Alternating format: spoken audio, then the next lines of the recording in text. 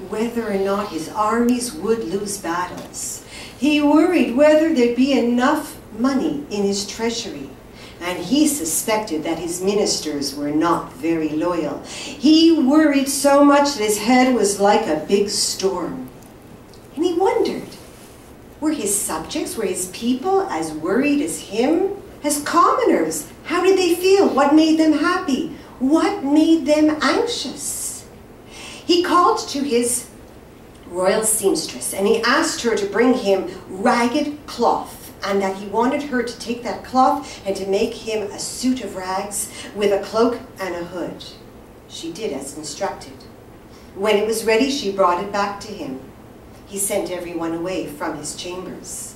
The next morning, he took off his royal robes and his crown, and he put on this suit of rags, the cloak, the hood. He smudged his face with ash, and then he looked in the mirror, and he realized, I look every bit a beggar.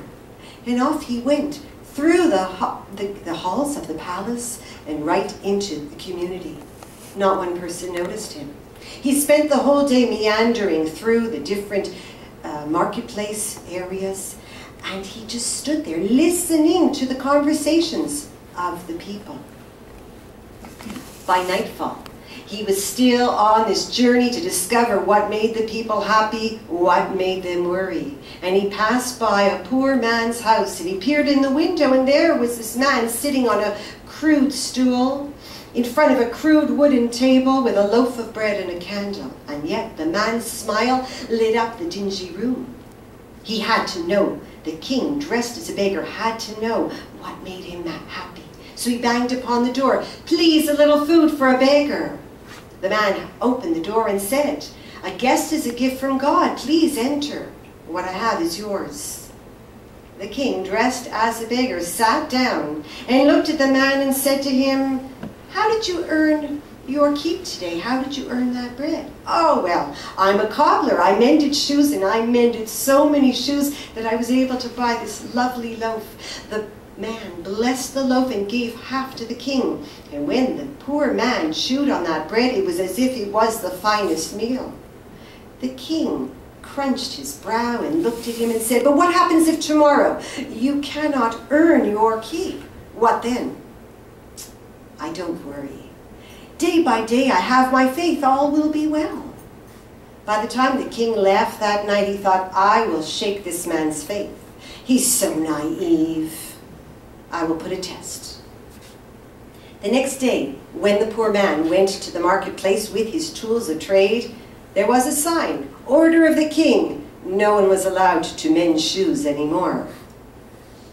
He thought for a moment, he looked around, he said, it's okay, I have my faith, something will come up. And he noticed a woman struggling with her water at the well. He immediately went over, he helped. She gave him a gold coin for his troubles. Well, his future was looking bright at that moment. He looked around and then he saw woodmen coming from the woods, carrying logs upon their back. He asked if they needed help, and they did. And by nightfall, he had earned more money caring for people than he did as a cobbler. On his way home, he bought wine, he bought cheese, and more bread. The king, curious to see how the day had gone for this poor man, came to the house again, peered in the window and saw more food on the table. He banged, a little food for a beggar, if you will. And when the man opened the door, he said, a guest is a gift from God. Please enter. I have a little more to share with you. And so the king, dressed as a beggar, sat down, and again he looked. He said, how did you earn your keep today? I noticed that there was a new law. Nobody's allowed to mend shoes. Ah, I know. But you know, I worked all day caring for people, and I told you I have my faith. But what happens? What happens if tomorrow you can't carry for anybody, or nobody wants you to carry anything? It's okay. Don't worry so much. I have my faith. All will be well. When the king left that night, he thought, okay, now I'm going to get this man. If his belly is empty, surely his faith will not hold up. The next day, there was once again a law. You couldn't carry anything for anyone. When the man was at the market square, he moved around. He saw that the guards from the castle were now standing all around the woodsman. So he went over, and the guards were calling them to become castle guards, palace guards. And so he went. He got a great uniform, he got a sheath with his sword, and he was happy. He stood all day long, and he guarded that palace. At the end of the day, he went to get his money. But the captain of the guards said, they only get paid once a month. The man walked away, feeling a little sad about that, but then he thought, it's okay, I have my faith. And when he continued to walk, well, he happened to have passed a pawn shop, and he thought, okay, wait a minute, I have an idea. I'll just go in and sell the metal blade. Hopefully I'll get enough money to last the month, and then I'll go back when I get paid and I'll buy the metal blade back. On his way home, he bought food to last a month. He brought it in his house, and he sat down on his stool, and he began to whittle a piece of wood, because he now had to put something in that empty sheath. The king, wondering what happened now, came back to the man's house with his disguise. He knocked on the door and he said, a little food for a beggar, if you will. And sure enough, the man opened the door and welcomed him inside. When the king now saw that there was so much food, he said, how did you earn your keep? What did you do today? I understand there's a new law in place. Yes, it's true, he says, but you know, I have my faith, and I became a castle guard. And I stood all day long. The only problem is that they only pay once a month. So that is why I'm sitting here whittling a piece of wood. Now, he did not know that he was talking to the king. And he divulged that he was going to take this piece of wood, create a blade, and put it in the empty sheath. The king, disguised as a beggar, looked at him, creased up his brow, and said, you fool! What happens if tomorrow you are requested to use your blade? This is not a good idea. I don't know why you worry so much. I told you, day by day, I have my faith. All will be well. The king was now chuckling to himself. I have him now. And by the time the king had left, he thought, he will not have faith when he is in my dungeon. The next day, the captain of the guards, while this man was standing guard, came right up to him, dragging a man behind. And there was a huge crowd of people, and everybody was screaming, thief, thief, thief. The man was dropped right at his feet. And the captain said, this man has just stolen a melon, and the king has ordered that you kill him with your blade of your sword. The man now had a bit of a predicament.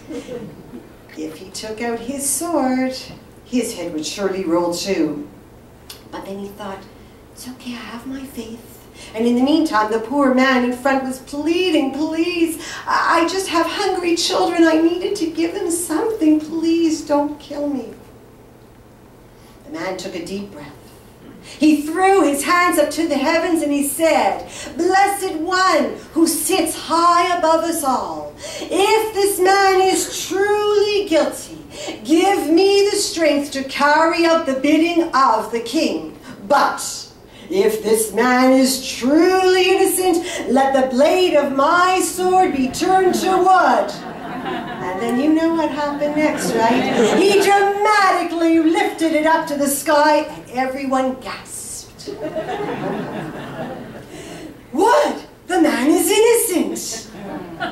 He quietly put his sword back in. The poor thief was let go.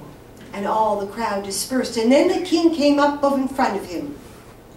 And the king looked right at him and said, do you know who I am? Of course, your majesty, you are the king. Wrong. I am the baker who has come and shared food with you for the past few nights. The man looked at him and said, actually, I recognize this furrow up above your brow. Now the king was smiling and said, you have such a lightness of faith, and I would like you to come and dine with me tonight and every other night, for your lightness will help me drive away the very dark dreams and worries that I have. And that, my friends, is how a very poor man who was rich in faith became a very important advisor to the king.